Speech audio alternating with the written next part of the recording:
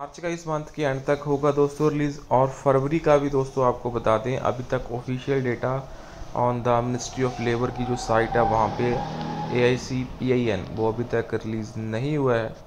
सो जिसको हम अज्यूम करते हैं 139.4 तक ये पहुँच जाएगा, और मार्च में वो 140.2 पहुँच जाएगा। सो इसका अगर आप एवरेज निकालें तो एवरेज निकलता है 139.4।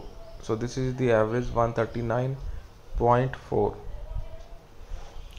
एंड आफ्टर दैट दोस्तों जो न्यू डी है वो होगा 139.4 माइनस 123.03,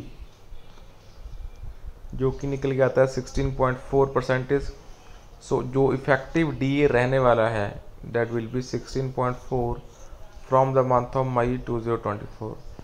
सो मई 2024 से आपका जो DA है दोस्तों वो 16.4% की तरफ रहने वाला है। सो कितना इंक्रीज़ हुआ कितना डिक्रीज़ हुआ वी विल सी हियर। जो नेट इंक्रीज़ है वो दोस्तों आपको 0.7% ही यहाँ पे देखने को मिलेगा पूरा। सो 0.7% की फिगर कोई ज़्यादा बड़ी फिगर तो नहीं है, बट स्टिल जैसा कि आपको पता होगा अभी RBI की जो बाई मंथली पॉलिसी है उसमें भी उन्होंने मेंशन करा है दैट जो इन्फ्लेशन है दोस्तों वो कंट्रोल्ड फेस में रहने वाली है। It means that we are moving forward to the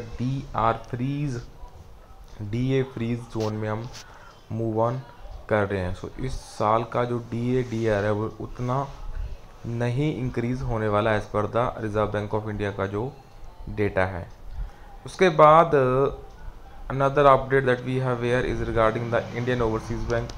so Indian overseas bank ने दोस्तों has credited the ex gratia. So update यहाँ पे देख सकते हैं one of the respected senior pensioner की तरफ से। एंड आफ्टर दैट अनदर जो विषय है चर्चा का जो अभी तक चल रहा है that is ex gratia payments taxable और नॉट। सो उसमें एक extract one of the pensioner have shared from the Honorable Gujarat High Court in the case of Mr. Arun Bhai R. Naik, the taxpayer held that a voluntary payment made by employer without there being an obligation on part of employer to pay any further amount would not amount to compensation in terms of section 17(3) of the act. So this is important here and from one of the respectable court. So let's see what will happen. So that's all for this session. Kindly share the update, subscribe to the channel friends.